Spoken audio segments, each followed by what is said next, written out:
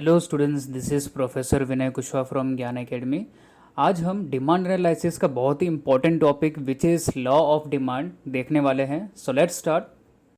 जैसे कि हमने अपने प्रीवियस वीडियोस में देखा था, लॉ ऑफ डिमांड जो कि प्रोफेसर मार्शल ने अपने बुक में प्रिंसिपल ऑफ इकोनॉमिक्स जो कि 1890 में पब्लिश किया गया था, वो law functional relationship between price and quantity demanded के बारे में बताया गया है। So let's start. Statement of the law. According to Professor Alfred Marshall, other thing being equal, higher the price of commodity, smaller is the quantity demanded, and lower the price of commodity, larger is the quantity demanded. Other thing being equal. अब other thing means the factor which are responsible. हमने previous video में देखा था कि क्या क्या factor responsible है demand को चेंज करने के लिए। तो other thing being equal means factor should be equal. Higher the price of commodity, जैसे ही प्राइस बढ़ेगा वैसे ही क्वांटिटी डिमांडेड डिक्रीज होगा। So smaller is the quantity demanded.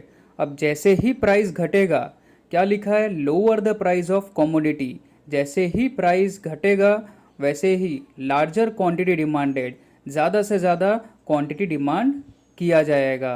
तो इससे ये पता चलता है कि whenever the price rises, price बढ़ेगा तो क्वांटिटी डिमांड डिक्रीज होगा, और जब भी प्राइस डिक्रीज होगा तो क्वांटिटी डिमांड ज़्यादा होगा, जो कि inverse relationship between price and quantity को डिनोट करता है।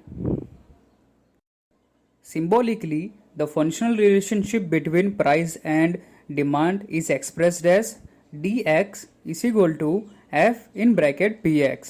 अब ये क्या है, तो it is d is equal to demand for a commodity, x is equal to commodity, f is equal to function, px is equal to price of a commodity.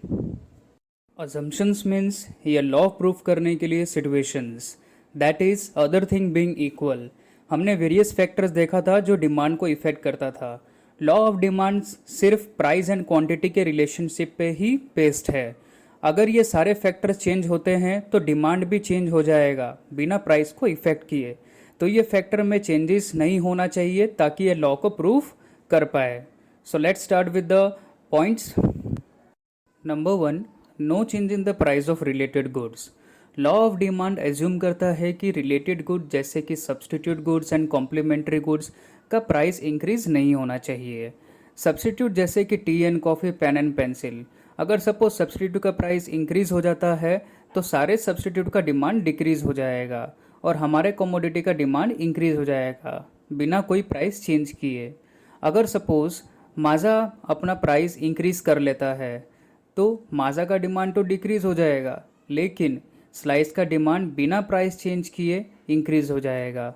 वैसे ही complementary goods जैसे कि ink and pen, car and petrol, tea and sugar, अगर suppose दोनों में से किसी का भी प्राइस इंक्रीज हो जाएगा तो एक दूसरे का कमोडिटी का डिमांड डिक्रीज हो जाएगा बिना कोई प्राइस चेंज किए। जैसे कि पेट्रोल का प्राइस इंक्रीज हो जाने पर कार के डिमांड डिक्रीज हो जाता है। कार का प्राइस तो एज इट इज़ रहेगा, लेकिन पेट्रोल के प्राइस इंक्रीज होने पे कार का डिमांड डिक्रीज हो जाएगा। Next, no change in fashion, taste and habit.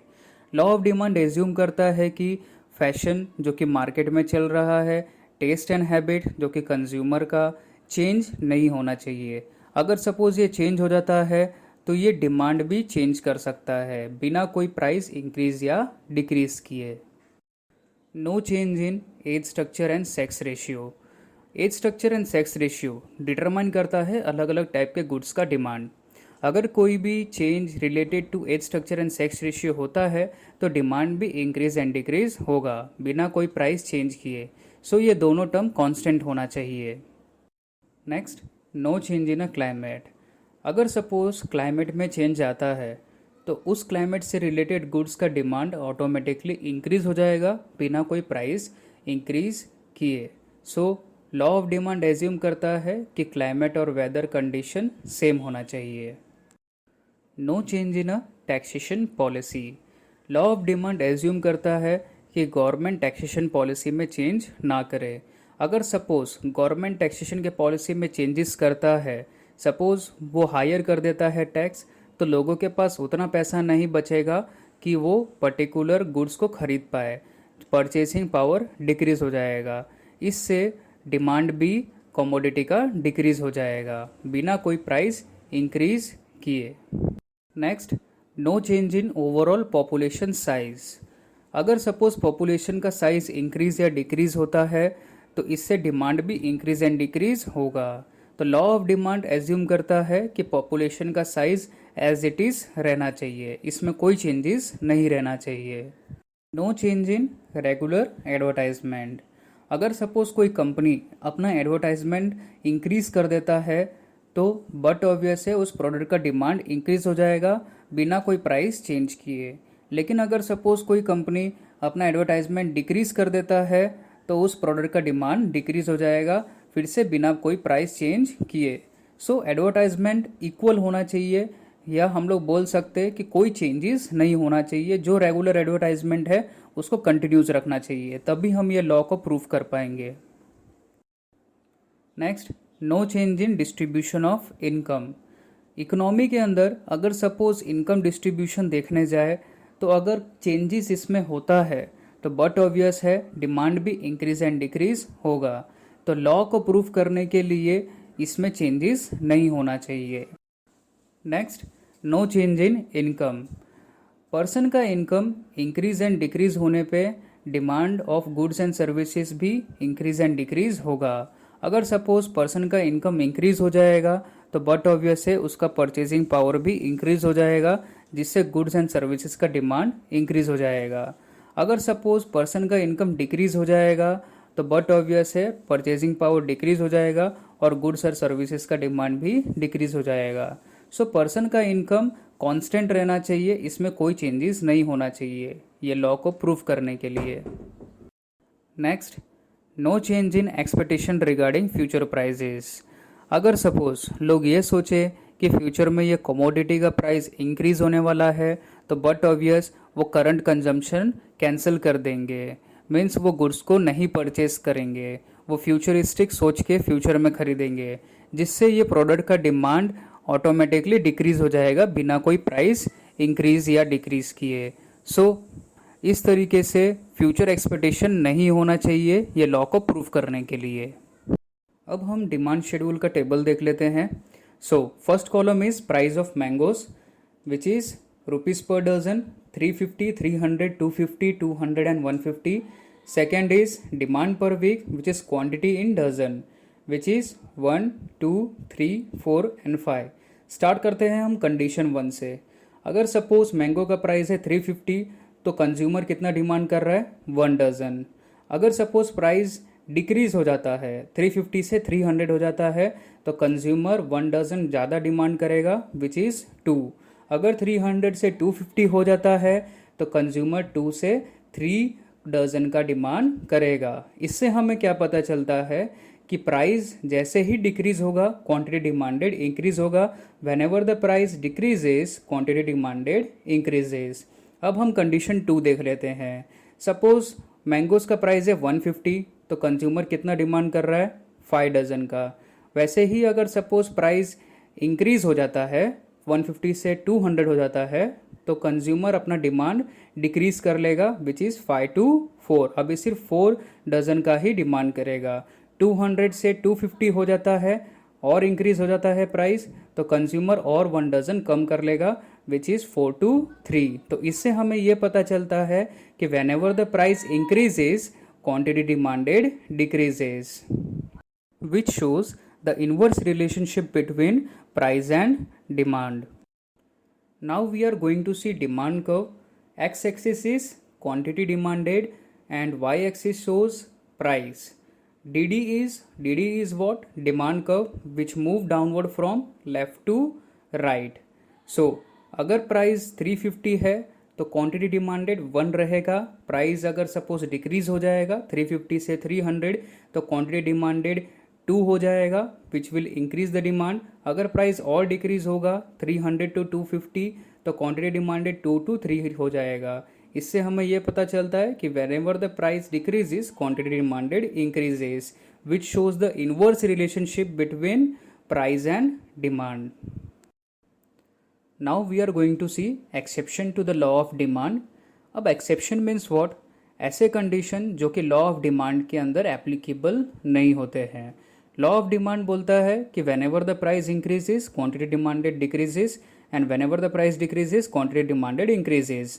लेकिन एक्सेप्शन मीन्स ये लॉ में एप्लीकेबल नहीं होगा. अगर सपोज प्राइस डिक्रीज होगा तो क्वांटिटी डिमांडेड भी डिक्रीज होगा. अगर प्राइस इंक्रीज होगा तो क्वांटिटी डिमांडेड भी इंक्रीज होगा. देख लेते हैं ऐसे कौन से टाइप के कंडीशंस होते हैं. सो लेट्स स्टार्ट करते हैं नंबर 1 पॉइंट से, which is Giffen goods. Giffen goods inferior goods होते हैं जिसको हम हिंदी में निम्न स्तरीय वस्तु बोलते हैं, जैसे कि ज्वार, घी, लो क्वालिटी राइस. ये गुड्स में प्राइस गिरने पर भी लोग ज़्यादा डिमांड नहीं करते. ये इसलिए होता है क्योंकि सभी लोग को अपना स्टैंडर्ड ऑफ लिविंग बढ़ाना रहता है. इसको समझने के लिए एक रिसर्च देख लेते हैं. सर रॉबर्ट गिफन जो कि एक इकोनॉमिस्ट थे, उन्होंने ब्रेड को जो कि इन्फीरियर गुड्स है और मीट जो कि सुपीरियर गुड्स है, एक फिनोमिनन इंग्लैंड में ऑब्जर्व किया. उन्होंने देखा कि लोगों के पास पैसे कम होते हुए भी ब्रेड ज़्यादा कंज्यूम कर रहे थे और मीट कम कर रहे थे. अब उन्होंने देखा कि जब प्राइस डिक्रीज हुआ ब्रेड का, तो लोग ब्रेड का डिमांड और कम करने लगे और जो भी पैसा बचता उसके बदले वो मीट ले लेते. लेकिन लॉ के हिसाब से ब्रेड का प्राइस जब डिक्रीज हुआ तो लोगों को ब्रेड का डिमांड ज़्यादा करना था, लेकिन ऐसा हुआ नहीं, बल्कि जो भी पैसा बचता वो मीट खरीदने में लगा लेते, जिससे मीट का डिमांड इंक्रीज हो जाता. ये कंडीशन में लॉ ऑफ डिमांड वर्क नहीं कर पाया, क्योंकि ब्रेड का प्राइस डिक्रीज होने पर भी क्वांटिटी डिमांडेड इंक्रीज नहीं डिक्रीज हुआ. अगर हम ग्राफ के फॉर्मेट में देखें तो डिमांड कर्व डाउनवर्ड के जगह पे अपवर्ड स्लोप करने लगा from left to right. Next, habitual goods. ऐसे बहुत सारे लोग होते हैं जो कि गुड्स एंड सर्विसेज के एडिक्टेड होते हैं. जैसे ही प्राइस सपोज इंक्रीज या डिक्रीज होता है तो उनके डिमांड को कोई फ़र्क नहीं पड़ता. जैसे कि एक पर्सन है जो कि सोशल मीडिया से एडिक्टेड है, like Facebook, Instagram. Internet service provider suppose अपना सर्विस का प्राइस इंक्रीज कर लेता है, सपोज वो 400 to 600 कर लेता है, फिर भी उसके डिमांड को कोई फ़र्क नहीं पड़ेगा, बल्कि वो सर्विस उतने में वो परचेस करेगा. क्यों? क्योंकि वो हैबिचुएटेड है. Next, ignorance. ऐसे बहुत सारे लोग होते हैं जिनको प्राइस के बारे में इतना नॉलेज नहीं होता. भले कितना भी प्राइस इंक्रीज हो या डिक्रीज हो, उनके लिए डिमांड एज इट इज़ ही रहने वाला है. Next, demonstration effect.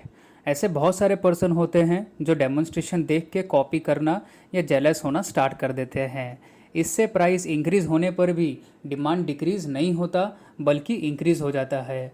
For example, Salman Khan जो कि बीइंग ह्यूमन का टी शर्ट पहनते हैं, अब उनको देख के उनके फैंस भी वही टी शर्ट खरीदेंगे, चाहे कितना भी प्राइस इंक्रीज हो, उससे कुछ फ़र्क नहीं पड़ता. अब हम जेलस का एग्जाम्पल ले लेते हैं. सपोज मिस्टर ए ने आईफोन 11 खरीदा. अब मिस्टर बी जो कि उसका ऑफिस मेट है, अब वो देख के उसको जेलस फील हुआ. अब वो भी सोचने लगा कि मैं भी अभी आईफोन 11 लूँगा. That is demonstration effect. अब वो बार बार वो आईफोन 11 देखता था तो उसको बार बार जेलस का फीलिंग होता था. तो अब वो प्राइस नहीं देखेगा कितना इंक्रीज हुआ, अब वो गुड्स का डिमांड करेगा. So this is what demonstration effect. Next, demand for prestigious goods.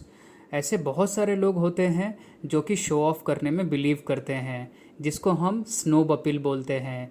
Prestigious goods like diamond, luxury sports car, high and watches, limited edition dress etcetera, ये सब हासिल करके वो कोशिश करते हैं कि ज़्यादा से ज़्यादा शो ऑफ कर सके. भले कितना भी प्राइस इंक्रीज हो तो वो गुड्स खरीदते हैं, उससे डिमांड को कोई फ़र्क नहीं पड़ता. Next, expectation regarding future prices. अगर लोग ये एक्सपेक्ट करने लगे कि ये कमोडिटी का प्राइस फ्यूचर में बढ़ने वाला है, तो वो लोग उस कमोडिटी का डिमांड प्रेजेंट में ज़्यादा करने लगते हैं, भले प्राइस कितना भी हो. फॉर एग्ज़ाम्पल, जैसे रेस्टोरेंट्स. ऐसे बहुत सारे रेस्टोरेंट्स होते हैं जो कि बल्क में ऑनियन परचेज करते हैं.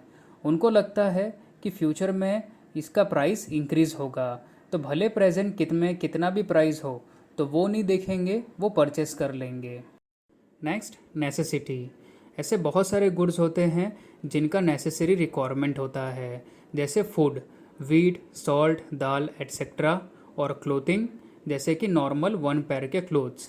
भले कितना भी प्राइस इंक्रीज हो या डिक्रीज हो, एक आम आदमी के लिए ये बेसिक नीड को सेटिस्फाई करना बहुत इम्पॉर्टेंट है। नेक्स्ट, प्राइस रिलेशन और कंज्यूमर साइकोलॉजिकल बेस। ऐसे बहुत सारे कंज्यूमर होते हैं, उनका मेंटेलिटी ऐसा रहता है कि जैसे कोई भी प्रोडक्ट हो, अगर उसका प्राइस हाई रहेगा तो वो क्वालिटी वाइज भी उतना ही अच्छा रहेगा। फॉर एग्ज़ाम्पल, ऐसे बहुत सारे कोचिंग इंस्टीट्यूट होते हैं जो कि अपना फ़ीस को बढ़ा कर रखते हैं, और ऐसे पेरेंट्स जो कि उनको लगता है कि फ़ीस अगर ज़्यादा है तो उधर बेटर क्वालिटी के टीचिंग होंगे, तो ये मेंटेलिटी वो रखते हैं कि अगर फ़ीस ज़्यादा रहेगा तो वो बेटर क्वालिटी का टीचिंग वहाँ पे मिलेगा। Next, fashion. ऐसे बहुत सारे गुड्स होते हैं जो कि आउट ऑफ फैशन हो जाते हैं, जैसे एग्जांपल के तौर पे नोकिया के फ़ोन्स, जो कि आज के टाइम पे लोग बहुत कम खरीदते हैं। क्यों? क्योंकि आज एंड्रॉयड फ़ोन्स आ चुके हैं। भले नोकिया अपना प्राइस कितना भी डिक्रीज कर ले, लेकिन लोग उस तरफ नहीं बढ़ेंगे, वो बेटर है परस्यू करेंगे एंड्रॉयड फ़ोन्स। आई होप कि आपको लॉ ऑफ डिमांड अच्छे से समझ में आ गया होगा। If you like this video, then do press the like and don't forget to subscribe our channel Gyan Academy for the further updates. Thank you.